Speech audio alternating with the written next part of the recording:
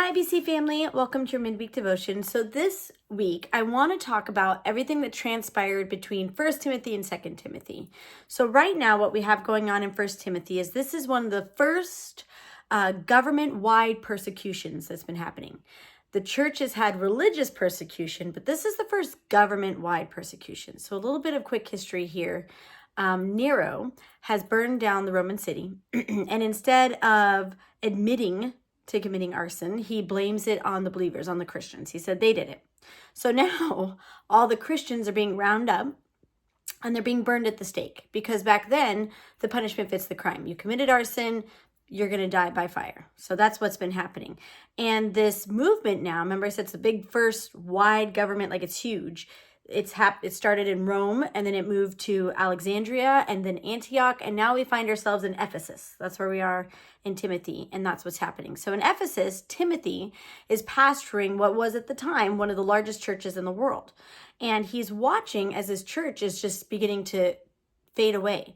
One, because everyone's being rounded up and burned, and two, because people are bailing out. This is one of the first times that their faith is really costing them something, and a lot of them don't want to pay the price. And Timothy is deeply hurt. I mean, these are leaders that he's brought up in his church, family, friends, people he's depended on that are just leaving and abandoning him and leaving the church. So now you have Timothy who feels abandoned and forsaken. He's deeply hurt. And now he's dealing with a spirit of fear, right?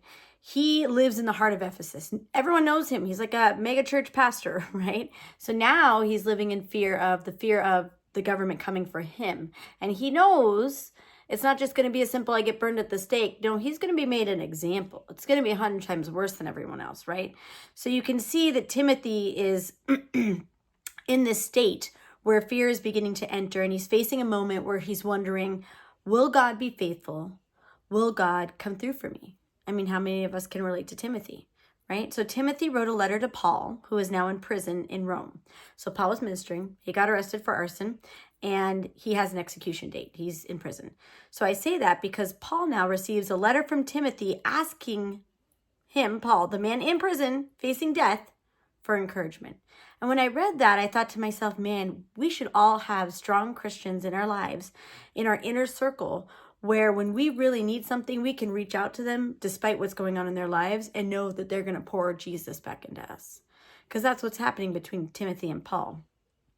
So 2 Timothy is Paul's response to the letter Timothy sent. So he begins to respond, and I'm going to start us in 1 Timothy 1:5. I am calling up memories of your sincere and unqualified faith that first lived in the heart of your grandmother Lois and your mother Eunice, and now I am fully persuaded dwells in you also. That is why I would remind you to stir up the gift of God, the inner fire that is in you. So Paul is reminding Timothy of his heritage.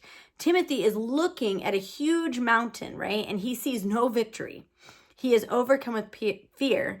And Paul says, Timothy, take your eyes off of what you're looking at and turn around and remember your past.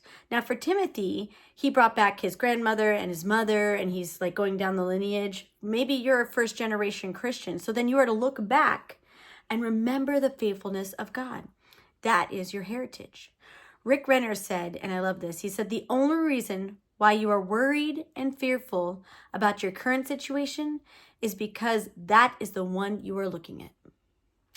If you put that on pause and remember your past, you've had many moments where you didn't think you would make it through, yet you've walked through each one of them, and God has provided every time. God has been good every step of the way. You're just forgetting. So what you are looking at right now may seem insurmountable, but it's probably not worse than anything you've already been through. And then Rick Renner went on to tell the story about how he first moved to the Soviet Union. That's what it was called at the time. And he was in horrific living conditions. And his sons went to an abandoned apartment and pulled out the floor just so they could try and light a fire. There's dead of winter, no heat. And they quickly learned that if you wanted the fire to keep burning all day long, you had to intentionally stir the coals. It would not perpetually burn, right? If you didn't get involved, the coals would go cold. So you took a poker and you had to keep stirring the embers, stirring the embers, stirring the embers. You couldn't rely on the old embers. You had to work it all the time. It required intentionality to keep the fire burning. So as long as they worked the coals, they had heat in their apartment. It takes intentionality. Paul said you have to remember the works of the Lord. Intentionally remind yourself and remind yourself and remind yourself. And then when you come back to the present, what you're looking at won't seem so big anymore, right? And if it does, then you go back and continue to remind yourself and remind yourself. You can't rely on yesterday's time with God. No, you can't rely on that. You can't rely on what you did with God yesterday. You have to continually and intentionally keep your faith strong and your eyes on the right things. So then we get into verse 7, and Paul says, God has not given you a spirit of fear. It's a spirit, right? You can feel fear. He said, God's not giving you a spirit of fear. He's given you power, love, and that love is agape love. Because you remember, Timothy is hurt from all these people who he depended on that walked out on him. And that word agape love means that you love freely, no expectations, no returns. It's never disappointed. He says you got that love and you have a sound mind. And that's a peace that mounts guard and garrison over your heart and mind. It means that your mind works soundly. You have wisdom and guidance. Your mind is strong. The Amplified says a calm and well-balanced mind, disciplined and self-controlled. So essentially, Paul is saying, Timothy, what are you looking at? You're looking at the wrong thing, and darkness is now consuming you. I mean, how relatable is Timothy right now, right? Matthew 6:22-23 says, the eye is the lamp of the body. So if your eye is sound, your entire body will be full of light. But if your eye is unsound, your whole body will be full of darkness. That's what's happening to Timothy. He's looking at the wrong thing, and his body is becoming full of darkness. That spirit of fear is dominating his life. Isaiah 60:1-2 says, arise from the depression and extreme emotional exhaustion that circumstances have kept you. Shine, for behold, darkness shall cover the earth, and dense darkness all the peoples, meaning you're going to have problems, but the Lord shall arise upon you, and his glory shall be seen on you. So when you're in the middle of that extreme exhaustion and you're stuck in your circumstance, God says, no, arise and shine. That means you should be able to shine out, not reflect, but the light should pour out of you, Jesus, so that others can see you. But how does it get in you? It's the eye. The eye is the lamp of the body. What are you looking at? See, Timothy was no longer shining the glory of the Lord. His light had been dimmed. Right? The Bible says we are the light of the world, but so many times our light is dimmed because we're in extreme emotional exhaustion. Timothy was letting what he saw enter in. He was tolerating fear, and it was dominating his life. So really quick, I want to end with Hebrews 12:1. Therefore then, since we are surrounded by so great a cloud of witnesses, let us strip off and throw aside every unnecessary weight and all the sin that clings to us and entangles us. Why? So that we can run with patient endurance and steady and active persistence the appointed course of the race that is set before us. So what if this week you took your eyes and you focused immediately when you got out of bed on God's word, and you spoke and you confessed this every morning. You prayed, God, let me strip off any unnecessary weight.